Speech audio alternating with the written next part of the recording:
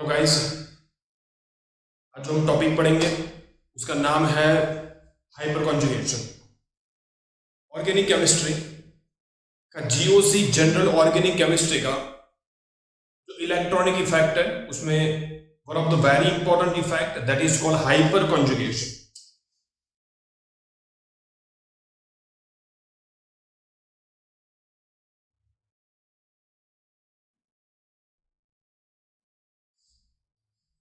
सबसे पहला सवाल ये आता है कि हाइपर कॉन्जुगेशन इफेक्ट जो है हमें कहां पर देखनी है। इसका एक और नाम है जिसका नाम है नो बॉन्ड रेजोनेंस। इसको नो बॉन्ड रेजोनेंस क्यों बोलते हैं इसकी भी हम बात करेंगे। ठीक है, हाइपर कॉन्जुगेशन का दूसरा नाम है नो बॉन्ड रेजोनेंस। सबसे पहली चीजें कहां पर देखने को मिलता है। हाइपर कॉन्जुगेशन के लिए sp2 कार्बन होना चाहिए। अब सवाल ये आता है कि sp2 कार्बन कहां कहां होता है। तो जहां पर कार्बन के ऊपर plus charge means carbocation, carbon radical या सिंगल डबल बॉन्ड वाला, एक डबल बॉन्ड वाला कंपाउंड, ये तीन sp2 कार्बन होता है। और दूसरी रिक्वायरमेंट होती है एटलीस्ट एक अल्फा एच होना चाहिए। जब ये दो रिक्वायरमेंट फुलफिल होती है तो कंपाउंड हाइपर कॉन्जुगेशन बताएगा। ठीक है, अब एक एग्जांपल लेके देखते हैं कि ये कैसे होता है।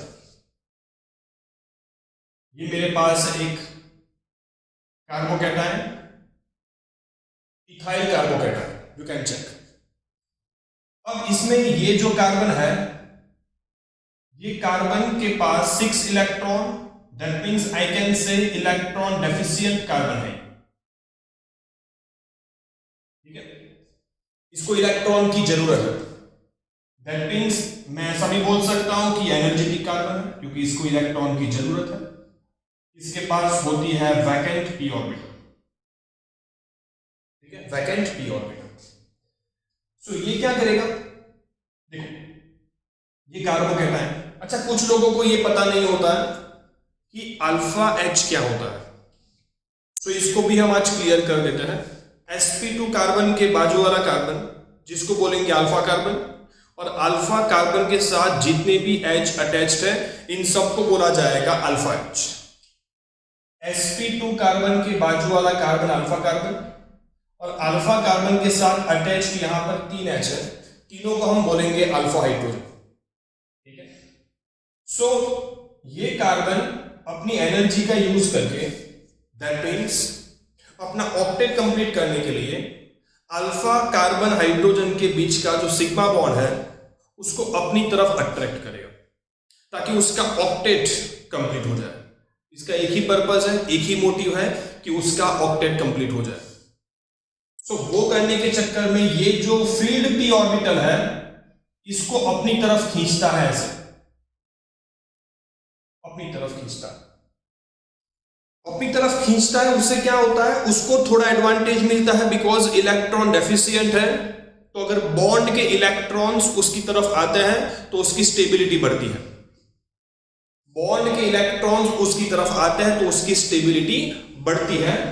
ये बॉन्ड यहां पर अट्रैक्ट होके जाएगा, लेकिन पूरा का पूरा टूटेगा नहीं, पूरा का पूरा टूटेगा नहीं, याद रखना, क्योंकि ये एनर्जेटिक कार्बन के अंदर उतनी भी एनर्जी नहीं है कि वो सिग्मा बॉन्ड को कंप्लीटली ब्रेक कर पाए। सिग्मा बॉन्ड को तोड़ने की ताकत नहीं है, लेकिन उसको पक्का डरा के रखेगा कि मैं तुझे खींच रहा हूं, जिसकी वजह से वो जो हाइड्रोजन है वो हमेशा एक डर महसूस करेगा कि यार इससे सिग्मा बॉन्ड अगर ले लिया तो मेरा क्या होगा। ये हाइड्रोजन कहीं ना कहीं थोड़ा एसिडिक महसूस करेंगे। भले बॉन्ड टूटा नहीं है, लेकिन एक डर रहता है ना, क्योंकि ये तीनों के तीनों अल्फा एच। तो सबके सब बॉन्ड जो होते हैं वो अट्रैक्टेड रहते हैं टुवर्ड्स कार्बोकैटायन। ठीक है, अब मैंने बोला ये कंप्लीटली हाइपोथेटिकल है, ये सच में होता नहीं है, तो यहां लिख देता हूं पहले तो ये हाइपोथेटिकल है। सवाल होता है कि होता क्यों है, ये होता क्यों है और कब है। तो ये H+ अगर सच में यहां से जाने के लिए रेडी हो जाएगा तो पक्का पक्का है हाइपर कॉन्जुगेशन सच में होगा। सो H प्लस कौन लेगा? तो लेगा बेस।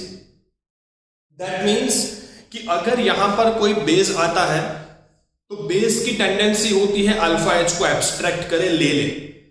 तो यहां पर वैसे भी थोड़े थोड़े अल्फा H एसिडिक हो ही गए हैं।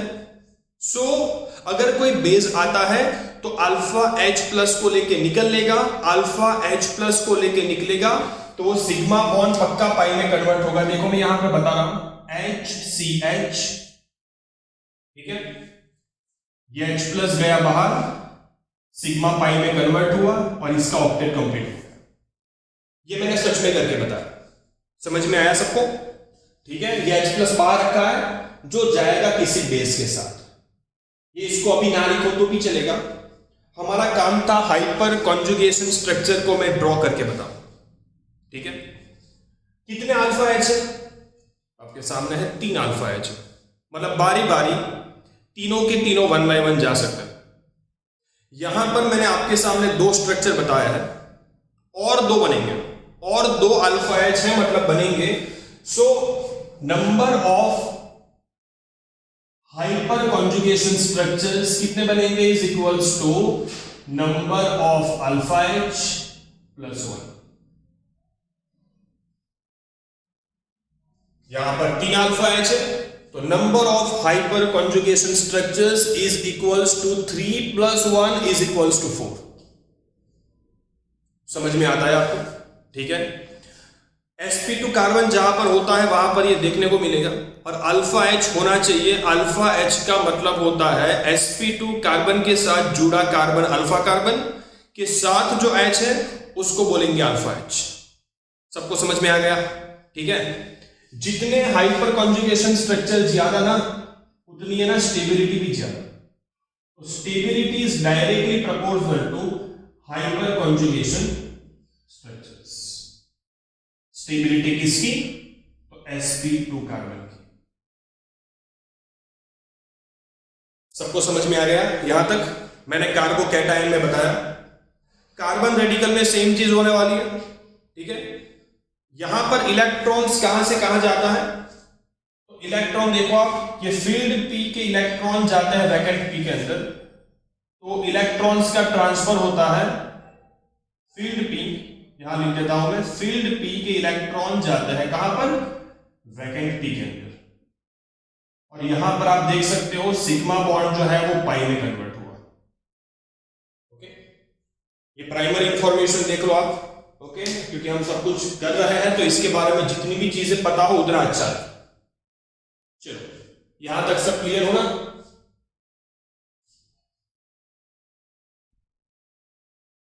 ओके, अभी दूसरा एग्जांपल लेते हैं। अब मानो हमारे पास कोई अल्कीन है, जैसे कि मैं लिख रहा हूं ये propene CH3 CH double bond CH2।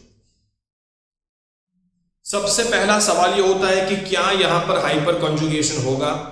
तो हमारी 2 रिक्वायरमेंट है, उसको एक बार चेक करके देखो कि क्या वो फुलफिल हो रही है।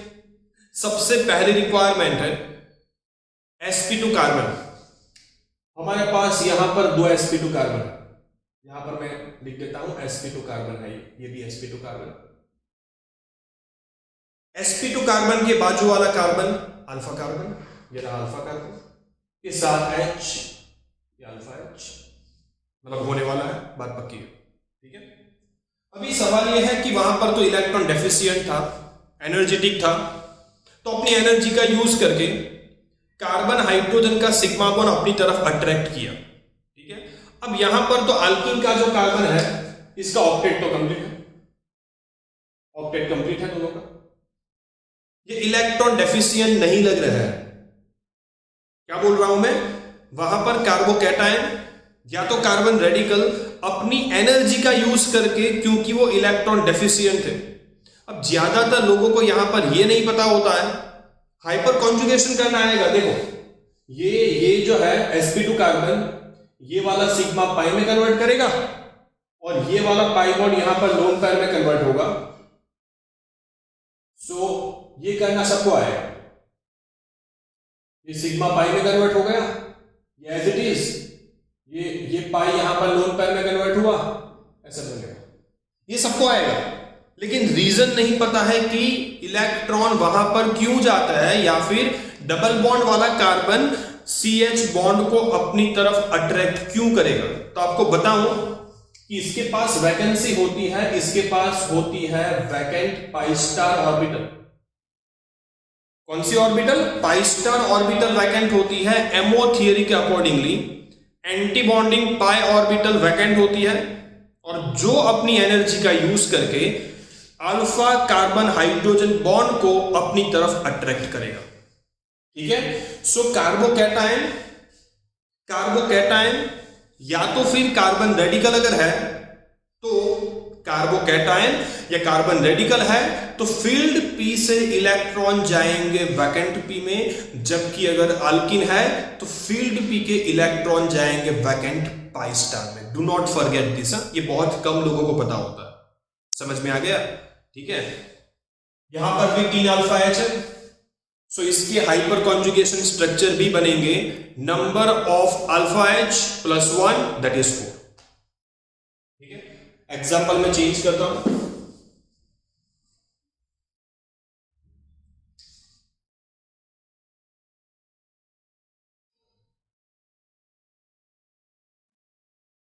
टर्शियरी कार्बोकैटायन है, ये सेकेंडरी कार्बोकैटायन, ये प्राइमरी कार्बोकैटायन, और ये है मिथाइल कार्बोकैटायन।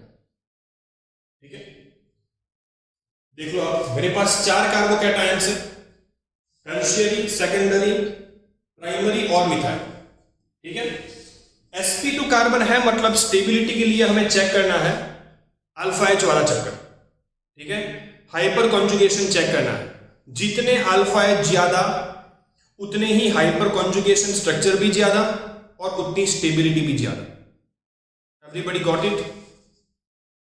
अब ध्यान देना, यहां पर sp2 कार्बन, इसके बाजू में ये अल्फा कार्बन, ये भी अल्फा कार्बन, ये भी अल्फा कार्बन। ठीक है, अल्फा कार्बन के साथ अटैच्ड H 3 3 6 3 9, अल्फा H का टोटल हिसाब हो गया 9।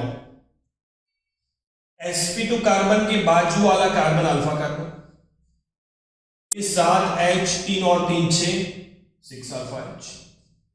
समझ में आ रहा है ना? sp2 कार्बन के बाजू वाला कार्बन एक ही है जिसके पास 3 अल्फा H, अल्फा कार्बन ही नहीं है। स्ट्रक्चर कितने बनेंगे? हाइपर कॉन्जुगेशन स्ट्रक्चर कितने बनेंगे? तो इसके प्लस 1 कर दो, 10 7 4 और 1। सबसे ज्यादा स्टेबल कार्बोकैटायन कौन सा? टर्शियरी। एवरीबॉडी क्लियर ना? टर्शियरी कार्बोकैटायन सबसे ज्यादा स्टेबल है क्योंकि उसके हाइपर कॉन्जुगेशन स्ट्रक्चर सबसे ज्यादा होता है। कितने होते हैं? टर्शियरी ब्यूटाइल कार्बोकैटायन के यहां पर बताया मैंने 10। देख लो। अच्छा, कुछ लोग बोलेंगे सर इसको हम इंडक्टिव इफेक्ट के बेस के ऊपर भी कंक्लूड कर सकता है, जैसे कि कार्बोकैटायन को इलेक्ट्रॉन की जरूरत है, मिथाइल प्लस I से इलेक्ट्रॉन डोनेट करेगा और इलेक्ट्रॉन डोनेटिंग ग्रुप कार्बोकैटायन की स्टेबिलिटी बढ़ाएंगे। ये गलत नहीं है, लेकिन मैं यहां पर हाइपर कॉन्जुगेशन को बोलूंगा बिकॉज जब 2 इफेक्ट ऑपरेट होती हो तो हमें वो इफेक्ट को कंसीडर करना है जो इफेक्ट ज्यादा पावरफुल, आई मीन जो इफेक्ट ज्यादा डोमिनेटिंग हो। डोमिनेटिंग इफेक्ट को देखना है। अगर कल जाके कोई आपको पूछे कि टर्शियरी कार्बोकैटायन क्यों स्टेबल है, अगर आप प्लस I बोलते हो तो कोई गलत बात नहीं है, लेकिन better to say hyperconjugation because hyperconjugation is dominating than inductive. Everybody clear? Carbocation और कार्बन रेडिकल की स्टेबिलिटी का ऑर्डर हाइपर कॉन्जुगेशन से डिसाइड होता है। इंडक्टिव बोलोगे तो गलत नहीं है, लेकिन हाइपर कॉन्जुगेशन जो है वो यहां पर डोमिनेटिंग है। ठीक है, अब ऐसा भी सवाल होता है कि सर आपने बोला था इसको बोलते हैं नो बॉन्ड रेजोनेंस। इसको नो बॉन्ड रेजोनेंस इसलिए बोलते हैं बिकॉज यहां पर एक पूरा का पूरा सिग्मा बॉन्ड ब्रेक हो जाता है और इसलिए इसको नो बॉन्ड रेजोनेंस भी बोलता है। रेजोनेंस के अंदर कभी भी सिग्मा बॉन्ड पार्टिसिपेट नहीं करता, लेकिन यहां पर किया, इसलिए ये एग्जैक्ट रेजोनेंस नहीं है। रेजोनेंस के अंदर परमिशन है किसको? सिर्फ और सिर्फ रेजोनेंस के अंदर परमिशन है सिर्फ पाई इलेक्ट्रॉन को पार्टिसिपेट करने की। This is not resonance. Resonance के अंदर कभी भी एटम कोई गायब नहीं होता है, ना कोई ऐड होता है। यहां पर H बाहर निकल जाता है, यहां पर सिग्मा बॉन्ड पार्टिसिपेट करता है। सो ये मेन डिफरेंस है किसके बीच में? हाइपर कॉन्जुगेशन और रेजोनेंस के बीच में। आई होप यहां पर क्लियर हो, ठीक है।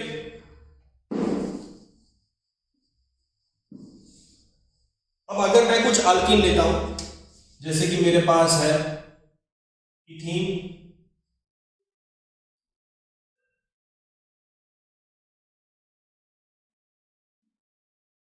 यह है ब्यूटोइन,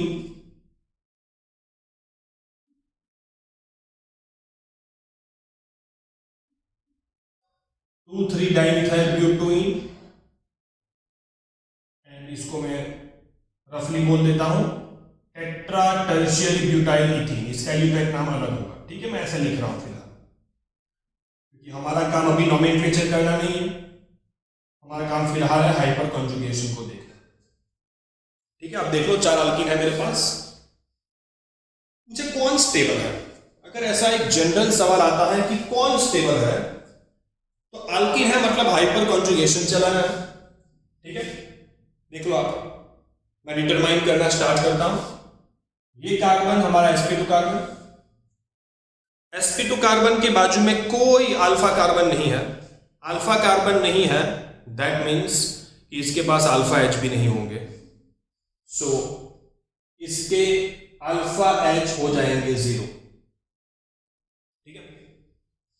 sp2 कार्बन के बाजू वाला कार्बन ये भी है और इसके बाजू में ये भी है, 3 alpha H, 3 alpha H, total कितने हो गए? 6 अल्फा H।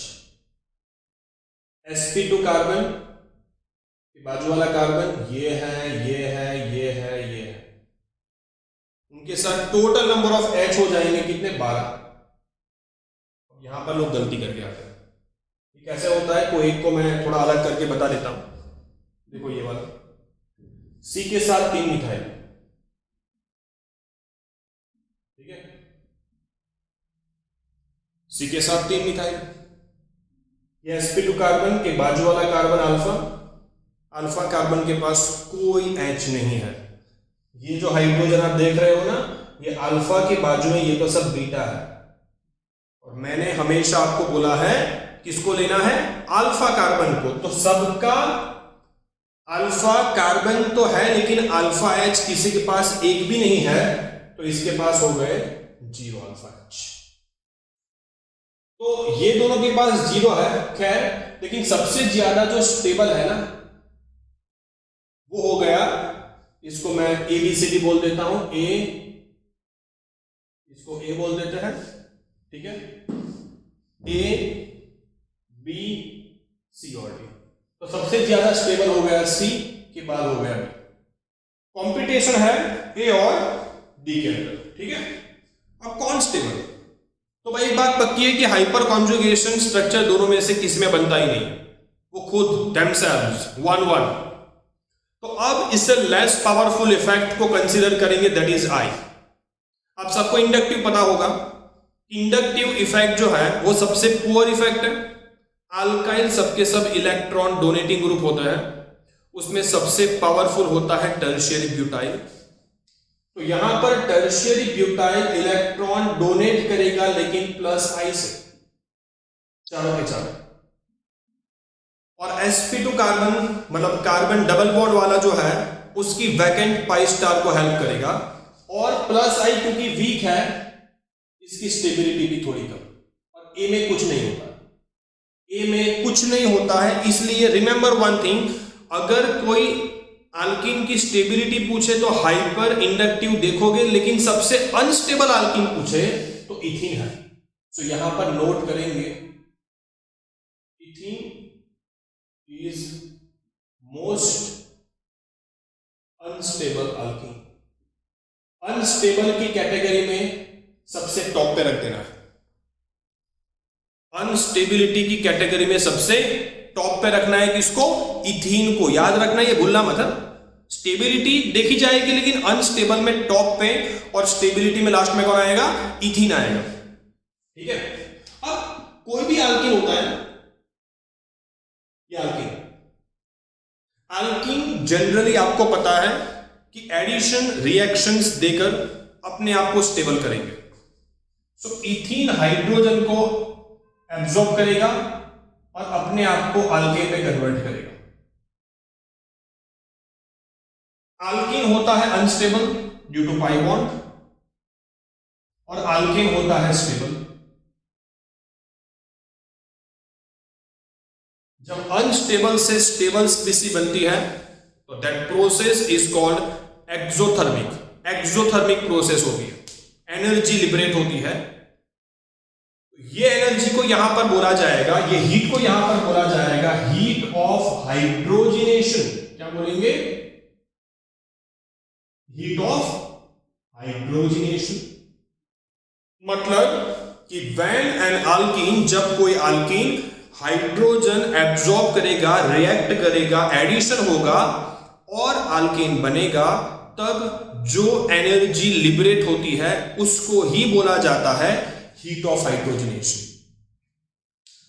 अब मैं आपको अगर अलग अलग अल्कीन दे दूं और पूछूं कौन सा अल्कीन सबसे इजीली हाइड्रोजन को एब्जॉर्ब करेगा, दैट मींस ज्यादा हीट लिबरेट करेगा, तो जो अल्कीन को ज्यादा जरूरत है, कौन से अल्कीन को ज्यादा जरूरत है?